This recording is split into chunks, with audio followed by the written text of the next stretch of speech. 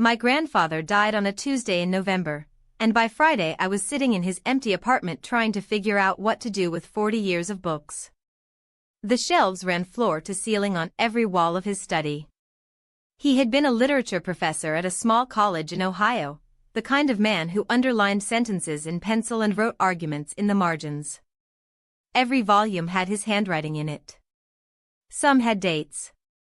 Some had names, women's names, mostly, from what I assumed were his university years.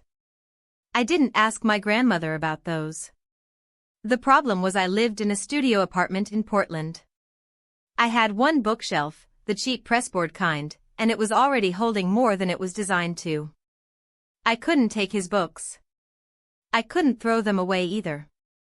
So I spent 3 days photographing spines, writing titles in a notebook, feeling like I was at least preserving something even if I couldn't preserve the physical objects themselves. On the flight home I went through the notebook. 211 titles.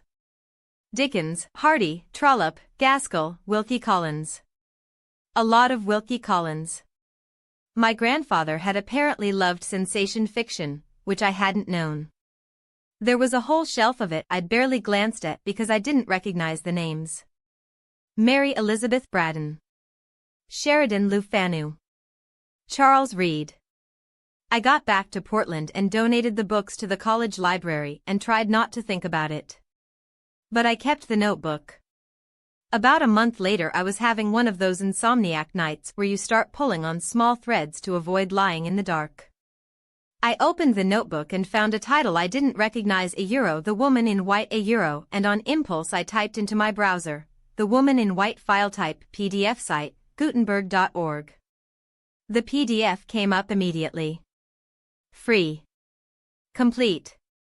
The actual text, formatted and readable, sitting right there on my screen at 2 in the morning. I don't know what I expected. I'd heard of Project Gutenberg. I knew it existed the way a lot of things exist without ever actually using them. But there was something about finding that specific book, one my grandfather had owned, available in full at no cost and with no friction, that stopped me completely. I read the first chapter. Then the second. Then I looked up and it was 5 in the morning and I was 200 pages in. Over the next 6 months I worked through the notebook systematically. Not every book was on Gutenberg, some were too recent, some were academic texts that had never entered the public domain. But most of the 19th century titles were there. I found all 4 of the Trollope novels he'd owned. I found the complete Gaskell. I found 3 novels by Mary Elizabeth Braddon whose names I'd never heard spoken aloud. I started reading in a way I hadn't since I was a teenager. Not the way you read when you're trying to keep up, or when you're reading because you're supposed to, but the way you read when the book is the only thing happening. Late at night with the apartment quiet. On weekend mornings before I looked at my phone. On my lunch break with the door closed. My grandfather had written his dissertation on the role of inheritance in Victorian sensation fiction.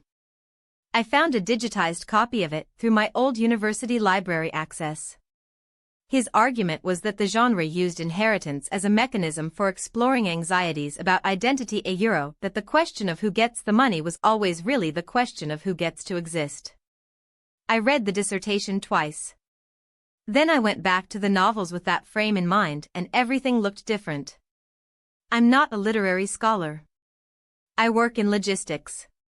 But I spent that winter reading the books my grandfather loved, following the arguments he'd built his career on, finding the sentences he'd underlined in his physical copies echoed in the clean digital text on my screen. It wasn't the same as having the books. The marginalia were gone. His handwriting was gone. But the words were the same words. The last title in the notebook was one I'd saved without knowing why, The Moonstone by Wilkie Collins. I found it on Gutenberg.